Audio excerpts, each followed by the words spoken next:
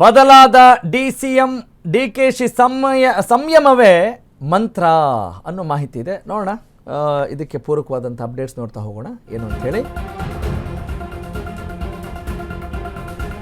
S, ಏನಿದ್ರ ಮರ್ಮ? ಸಂಯಮವೇ ಮಂತ್ರ.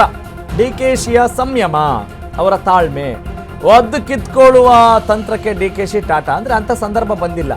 ಒಪ್ಪಿಸಿ ಪಟ್ಟ ಪಡೆಯುವಲ್ಲಿ ಡಿಕೆಶಿ ಯಶಸ್ವಿ ಆಗಿದ್ದಾರೆ ಅನ್ನೋದು ಈಗ ಗೊತ್ತಾಗಿದೆ. ದೆಹಲಿಯಲ್ಲಿ ಎಲ್ಲ ಫೈನಲ್ ಆದರೂ ಡಿಕೆ ಶಿವಕುಮಾರ್ ಮೈಮರ್ತಿಲ್ಲ. ಸಂಭ್ರಮಾಚರಣೆಯೂ ಇಲ್ಲ, ವಿಜಯೋತ್ಸವವೂ ಇಲ್ಲ, ಬಹಿರಂಗ ಹೇಳಿಕೆಯೂ ಇಲ್ಲ. ಪ್ರತಿಯೊಂದು ಹೆಜ್ಜೆಯಲ್ಲೂ ಕೂಡ ಬಹಳ ಪ್ರಜ್ಞಾವಂತಿಕೆಯ ಎಚ್ಚರಿಕೆಯ ನಡೆಯನ್ನು ಪ್ರದರ್ಶಿಸ್ತಾ ಇದ್ದಾರೆ. ದೆಹಲಿಯಿಂದ ವಾಪಸ್ ಆದಾಗಲೂ ಕೂಡ ವಿಜಯೋತ್ಸವವಿಲ್ಲ. ಪ್ರತಿ ಹಂತದಲ್ಲೂ ದುಡುಕದೆ ಸಂಯಮವನ್ನ ಕಾಪಾಡಿಕೊಂಡಿದ್ದಾರೆ ಡಿಕೆ ಶಿವಕುಮಾರ್ ಅವರ ನಡವಳಿಕೆಯಲ್ಲಿ ಗಮನಿಸಬಹುದು. ಅಧಿಕೃತವಾಗಿ ಡಿಕೆಶಿ ಸಿಎಂ ಅಂತ ಈವರೆಗೂ ಘೋಷಣೆ ಆಗಿಲ್ಲ, ಆದರೂ ಕೂಡ ಡಿಕೆಶಿಗೆ ಸಿಎಂ ಪಟ್ಟ ಅನ್ನೋದು ಖಚಿತ. ಬಾಗಿ ಆಲಂಗಿಸಿ ಒಪ್ಪಿಸಿ ಪಟ್ಟವನ್ನ ಗಿಟ್ಟಿಸಿಕೊಂಡಿದ್ದಾರೆ ಡಿಕೆ ಶಿವಕುಮಾರ್. ಬದಲಾದ ರಾಜಕೀಯ ಬೆಳವಣಿಗೆಯಲ್ಲಿ ಪ್ರಬುದ್ಧತೆಯನ್ನ ಮೆರೆದಿದ್ದಾರೆ ಡಿಕೆ ಶಿವಕುಮಾರ್. ಬದಲಾದ ಸಿಎಂ ಡಿಕೆಶಿ. ಎಸ್, ಸಂಯಮವೇ ಮಂತ್ರ.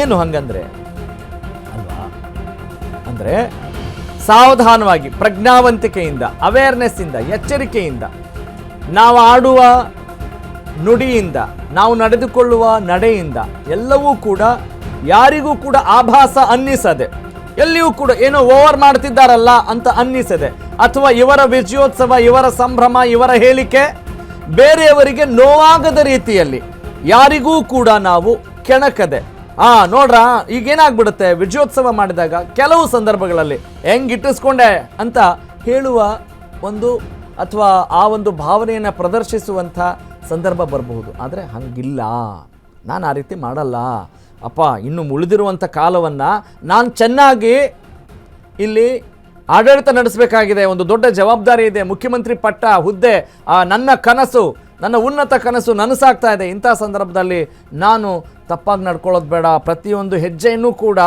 ನೀಟಾಗಿಡೋಣ, ಪ್ರತಿಯೊಂದು ಹೆಜ್ಜೆಯನ್ನು ಕೂಡ ಎಚ್ಚರಿಕೆಯಿಂದ ಇಡೋಣ, ಪ್ರಜ್ಞಾವಂತಿಕೆಯಿಂದ ಇಡೋಣ. ನನ್ನ ಯಾವ ಹೆಜ್ಜೆಯೂ ಕೂಡ ಬೇರೆಯವರಿಗೆ ಲೋಪದೋಷ ಆಗದೇ ಇರಲಿ, ಬೇರೆಯವರಿಗೆ ಸಿಡಿಮಿಡಿಗೊಳ್ಳದೇ ಇರಲಿ, ಅವರಿಗೆ ದ್ವೇಷ ಬರದೇ ಇರಲಿ, ಮತ್ತೊಬ್ಬರು ಕತ್ತಿ ಮಸಿಯೋ ಕೆಲಸ ಆಗದೇ ಇರಲಿ ಅನ್ನುವ ಕಾರಣಕ್ಕೆ ಈ ರೀತಿಯಾದಂಥ ನಡವಳಿಕೆಗಳನ್ನು ನಾವು ಗಮನಿಸಬಹುದು. ಅಫ್ಕೋರ್ಸ್ ಎಲ್ಲ ಲೆಜೆಂಡ್ಸ್ ಅಥವಾ ಸಾಮಾನ್ಯವಾಗಿ ಮುತ್ಸದ್ದಿ ನಾಯಕರೆಲ್ಲರೂ ಕೂಡ ಬಹಳ ಎಚ್ಚರಿಕೆ. ಯಾಕಂತ ಹೇಳಿದರೆ ಸಾರ್ವಜನಿಕ ಜೀವನದಲ್ಲಿರೋದು ಯಾವುದೋ ಒಂದು 4 ಕೋಟೆಯಲ್ಲೋ 4 ಗೋಡೆಗಳ ನಡುವೆ ಒಂದು ಸಣ್ಣ ಕೋಣೆಯಲ್ಲೋ ಮಾಡುವಂಥ ಸಂಭ್ರಮ ಅಲ್ಲ ಇದು.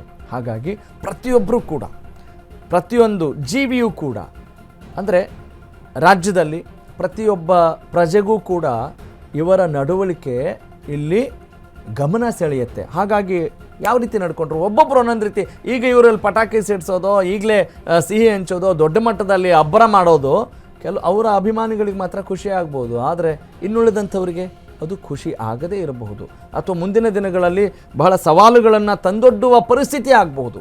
ಹಾಗಾಗಿ ಆ ಕಾರಣಕ್ಕಾಗಿ ಇಲ್ಲಿ ಬಹಳ ಸಂಯಮದಿಂದ, ತಾಳ್ಮೆಯಿಂದ, ಮೌನವಾಗಿ, ಎಲ್ಲಿಯೂ ಕೂಡ ಯಾರಿಗೂ ಬೇರೆ ರೀತಿಯಾದಂಥ ಅಸೂಯೆ ಬರದೇ ಇರುವ ರೀತಿಯಲ್ಲಿ ನಡೆದುಕೊಳ್ಬೇಕು ಅಂದಾಗ ಈ ನಡೆ ಇಲ್ಲಿ ಸೂಕ್ತ ಆಗಿರುತ್ತೆ. ಹಾಗಾಗಿ ಎಲ್ಲೂ ಬಹಿರಂಗ ಹೇಳಿಕೆ ಕೊಡೋದು ಅಥವಾ ಈ ಸಂದರ್ಭದಲ್ಲಿ ಸಣ್ಣದಾಗಿ ಮಾತಾಡಿದ್ರು ಅದು ಅಹಂಕಾರ ಎನ್ನಿಸಿಕೊಳ್ಳುವಂಥ ಒಂದು ಸಂದರ್ಭ ಇರುತ್ತೆ. ಹೆಂಗೆ ಇಷ್ಟು ದಿವಸ ನಾನು ಹೆಂಗೆ ಆಟ ಆಡಿಸಿದ್ರಲ್ಲ, ಈಗ ಇನ್ನು ಮುಂದೆ ಆಟ ಆಡಿಸ್ಲಿ, ಆ ರೀತಿಯಾದಂಥ ಭಾವನೆಗಳು ಬರ್ಬೋದು. ಹಾಗಾಗಿ ಅದೆಲ್ಲದಕ್ಕೂ ಕೂಡ ಬ್ರೇಕ್ ಹಾಕಿ, ಕತ್ತರಿ ಹಾಕಿ, ಮುಂದಿನ ಆಡಳಿತ ಸುಗಮವಾಗಿರಬೇಕು, ನಮಗೂ ಶ್ರೇಯಸ್ಸಿರಬೇಕು, ರಾಜ್ಯಕ್ಕೂ ಶ್ರೇಯಸ್ಸಾಗಬೇಕು, ಮುಂಬರುವ ದಿನಗಳಲ್ಲಿ ಕಾಂಗ್ರೆಸ್ ಅಧಿಕಾರಕ್ಕೆ ಬರಬೇಕು ಅನ್ನುವ ಆಶಯದಿಂದ ನಡೆ ಇರುವಾಗ ಇಂತಹ ನಡೆ ಬಹಳ ಮೆಚೋರ್ಡ್ ಅಥವಾ ಪ್ರಬುದ್ಧತೆ ಅಂತ ನಾವು ಹೇಳ್ಬೋದು.